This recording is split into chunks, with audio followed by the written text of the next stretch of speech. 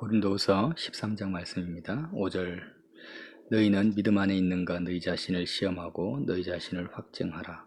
예수 그리스도께서 너희 안에 계신 줄을 너희가 스스로 알지 못하느냐? 그렇지 않으면 너희는 버림받은 자니라. 우리가 버림받은 자 되지 아니한 것을 너희가 알기를 내가 바라고 우리가 하나님께서 너희로 악을 조금도 행하지 않게 하시기를 구하노니 이는 우리가 옳은 자임을 나타내고자 함이 아니라 오직 우리는 버림받은 자 같을지라도 너희는 선을 행하게 하고자 함이라. 우리는 진리를 거스려 아무것도 할 수 없고 오직 진리를 위할 뿐이니 우리가 약할 때에 너희가 강한 것을 기뻐하고 또 이것을 위하여 구하니 곧 너희가 온전하게 되는 것이라. 아멘. 이제 고린도후서 마지막 장인데요. 바울이 권면하고 있습니다. 너희는 믿음 안에 있는가 너희 자신을 시험하고 너희 자신을 확증하라. 지난 신앙생활들을 가만히 돌아보면은요, 다른 사람들에 대해서, 상대방에 대해서 저 사람이 의인인가 악인인가 제대로 된 사람인지 시험하고 확정을 하고자 하는 욕망은 우리 속에 많이 있는데, 실제로 정작 중요한 나 자신, 나는 지금 믿음 안에 있는지 나 자신을 시험하고 나 자신이 이 좁은 길을, 진리의 길을 가고 있는지를 확정하는 그런 내용은 사실 많이 없었다라는 것을 알게 됩니다. 또 실제로 그렇게 하는 사람도 거의 없습니다. 그런데 사실은 결국에는 나 자신이 믿음 안에 있는 것이 우선적으로 중요하지 않습니까? 예수님이 내 안에 계신 줄을 너희가 스스로 알지 못하느냐, 이렇게 바울이 말하고 있습니다. 그래서 성경적으로, 복음적으로 믿음 안에 있다라는 기준이 뭐냐면 예수님께서 내 안에 살아 계시는 것을 내가 스스로 아는 그 출발점이 믿음의 출발점이라는 거죠. 우리가 일상 속에서 사람들을 만날 때 황당한 일들을 많이 당합니다. 저 사람이 나를 사랑하는 줄 알았는데, 저 사람이 나를 신뢰하는 줄 알았는데 어느 순간 나에 대한 험담을 하고 뒷담화를 까고 배신을 당하는 이런 황당하고 당황스러운 일을 만날 때 우리가 믿음 안에 있다면은 당황할 필요도 없고 힘들어할 필요도 없는 거예요. 왜냐하면 나는 몰랐지만, 나는 그에 대해서 모르고 이런 상황에 대해서 전혀 모르고 갑자기 뒤통수 맞은 거예요. 갑자기 그런 일을 당하니까 당황스럽죠.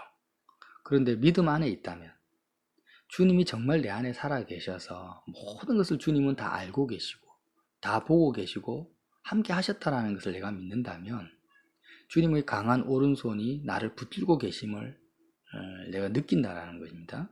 알게 된다라는 거죠.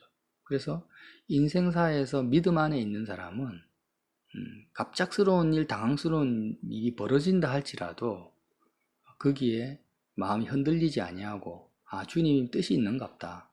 나는 몰랐지만 주님은 알고 계시니까 모든 상황을 머리털 하나까지 주장하고 계시니까 주님께서 무슨 일을 하시는 것이 있겠지. 나는 어리석지만 주님은 지혜롭고 나는 무능력하지만 주님은 능력이 있으시니까 주님의 뜻이 있겠지 하면서 맡겨진다라는 거죠. 그리고 오히려 하나님께서 반전시킬 것을 믿는 것입니다. 그래서 이렇게 주님이 내 안에서 나를 통해서 사시는 것을 실제로 느끼고 체험하고 믿고 있는 상태가 어떤 상태입니까? 믿음 안에 있는 상태라는 것입니다. 그런데 우리는 예수님 따로 나 따로 내가 사람들에게 어떤 선을 행해요.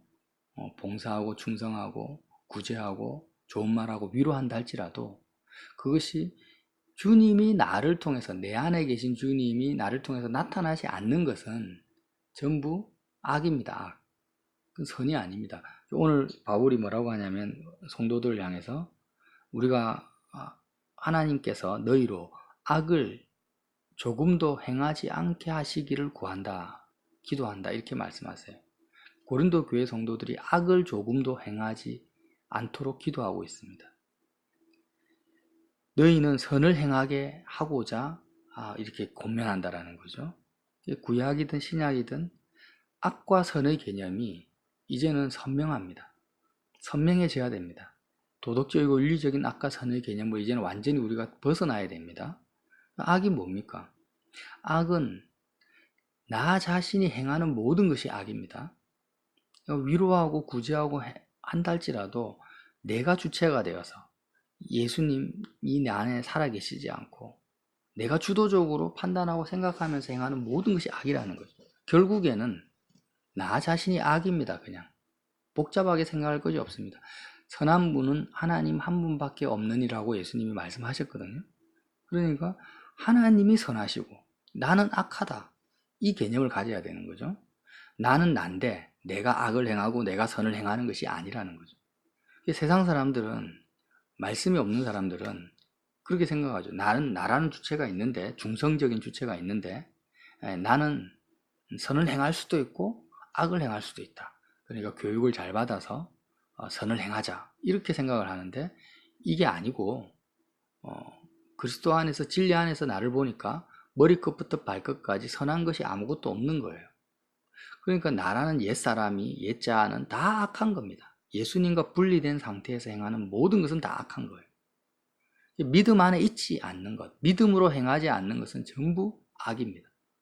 부모가 자식을 사랑하고 자식이 부모를 공경하고 이웃을 섬긴다 할지라도 믿음 안에서 행하지 않는 것, 내가 행하는 것, 예수님이 나를 통해서 나타나지 않는 것이 전부 악이라는 거예요. 선은 무엇인가? 선은 하나님만이 선하시니까 주님이 나를 통해서 말씀하시고 행하시는 것만이 선이다, 이 개념을 가지고 악과 선, 이런 악과 선의 개념을 가질 때 믿음 안에 있다, 믿음 바깥에 있다라는 것이 선명해진다라는 거죠. 그래서 결국에는 바울이 뭐라고 합니까? 9절에 우리가 약할 때 너희가 강한 것을 기뻐하고 또 이것을 위하여 구하니, 성도들 향해서 이것을 위하여, 성도를, 기도 제목, 바울의 기도 제목입니다. 이것을 위하여 구하니 뭐냐? 곧 너희가 온전하게 되는 것이다. 온전하게 되는 것이다. 바울은 성도 한 사람 한 사람이 온전해지는 것에 대해서 기도하고 있다는 거죠. 온전한 것이 뭐냐? 자, 보면은요, 온전한 것에 대해서는 관심이 없습니다. 온전해지는 것에는 관심이 없어요. 예수님을 믿는다 할지라도 참 자기 자신이 온전해지는 것에 대해서 관심을 가지는 분들을 제가 많이 보지를 못해요. 내가 부해지고, 이 세상에서 내가 부유해지고 강해지고 권세를 가지고 사람들과의 관계에서 좋은 관계를 맺고 그런 것에 대해서는 관심이 있죠. 내가 온전하게 되는 것에 대해서는 관심이 없어요. 부모가요, 생명을 잉태합니다. 그럼 엄마의 뱃속에 아이가 생명이 자라죠. 거듭나는 성도들은, 예수님을 마음의 영으로 영접한 성도들은 마치 하나님의 뱃속에 있는 생명과 같은 거죠. 거듭났으니까. 그러면 생명이 잉태됐다고, 거듭났다고 해서 그 사람이 온전한 것은 아니잖아요. 우리가 온전한 것이 아닙니다. 아이가 10개월이 다 되어서 태어날 때 그가 온전한 인간이 되는 것처럼 우리가 하나님 안에서 거듭났다 할지라도 이제 세상에서 죽는 순간이 천국에서는 태어나는 순간이죠. 세상에서 죽는 순간이 하나님 안에서 태어나는 순간인데, 그 태어난 아이가, 어머니 뱃속에서 태어난 아이가 미숙아로 태어나는 것은 끔찍한 사고입니다. 사고. 온전해지는 것을 바라는 거죠, 부모들이. 10개월을 다 채우기를 원합니다. 6개월 때나 5개월 때나 태어나거나 미숙아로 인큐베이터에 들어가야 되는 거죠. 부모의 관심사는 어떻게 하면 뱃속에 있는 나의 아이가 온전해지는가, 거기에 모든 관심이 있는 것처럼 하나님께서 우리를 보실 때 하나님의 관심이 뭐냐면, 저가 지금 세상에서 돈이 많은가, 아니면은 뭐 사람들로부터 어떤 위대한 업적을 쌓았느냐, 이런 것에 대해서는 하나님은 별로 관심이 없으세요. 관심이 없고, 그가 정말 온전하게 거듭났는데, 이제 생명인데 온전한 상태로 자라느냐를 보고 계신다라는. 바울이 말하는, 성경이 말하는 온전함은 무엇입니까? 예수님이 여기 계시고 나는 또 따로 있습니다. 그러면 내가 예수님을 모방해서 예수님처럼 온유해지고 예수님처럼 겸손해지고 예수님과 같이 능력을 나타내는 그런 사람이 되는 것이 온전이 아니라는 거예요. 불교의 스님들은 부처처럼, 자기가 부처가 되는 거죠. 부처처럼 온유해지고 자비로워지고 그렇게 되는 것을 온전해진다라는 개념을 가지고 있는데, 기독교에서 성경이 말하는 온전은요, 그냥 나는 온전해질 수가 없습니다. 온전을 내 자신이 하나님, 예수님과 독립적으로 온전을 향해서 나아가는 것 자체가 악이라는 거예요. 내가 예수님을 모방하고 예수님을 닮는다라는 말이 굉장히 어떤 면에서는 위험한 말이지, 맞는 말이지만 잘못 해석하면 굉장히 위험한 말이 됩니다. 비복음적인 말이 돼요. 그러니까 내가 온전해진다는 것은 얼마나 나 자신이 죽어버리고 예수님이 나를 통해서 사시느냐, 그 비중이 얼마나 커지느냐가 나의 온전함의 그 비중이죠. 그러니까 자기 부인이 없으면은 온전의 출발점조차도 서 있지 못하는, 일단은 내가 거듭나야 됩니다. 내 생명이 거듭난다라는 것은 무엇입니까? 이전에 나는 다 죽어버리는 거죠. 십자가 안에서 내가 죽어버리는 것이고, 예수님이 나를 통해서 사시는 삶이 시작되는 것이 거듭남의 시작입니다. 그리고 24시간이 있으면 그 24시간 중에 얼마나 내가 사는 것이 아니라 내 안에 그리스도께서 사시는 삶의 시간과 비중이 늘어나느냐가 나의 온전함의 그 비중이라는 것입니다. 결국 내가 능력이 있을 필요도 없고, 내가 강할 필요도 없고, 내가 부유할 필요도 없는 거예요. 나 자신이 심지어는 온유할 필요도 없습니다. 어떻게 하면은 내가 온전히 십자가에서 죽은 상태로 사느냐, 그리고 예수님이 나를 통해서 사시느냐가 이 온전함의 기준이라는 거예요. 왜? 나는 악이고 주님은 선이시니까. 내가 무슨 일을 해도 나는 다 악한 것밖에 안 나오니까. 내가 죽어버려요. 나라는 존재가 죽어버리는 것이 악이 죽는 거예요. 그렇다고 해서 나의 자유의지가 죽는 것도 아닙니다. 내가 그리스도 안에서 그리스도와 연합된 생명으로 사는 거죠. 그래서 주님이 인격적이신 분이시니까. 어제는 이제 트럼프하고 김정은 정상이 만나서 전 세계 이슈가 됐지 않습니까? 그런데 그런 국가 간의 정상회담이 이루어지는 것들을 볼 때 김정은이나 트럼프나 사람들은 대단한 권력자로 보고 있습니다. 대단한 권력자죠, 실제로. 하나님이 그들을 보실 때 어떨까요? 그가 단 한 가지 기준으로 보지 않습니까?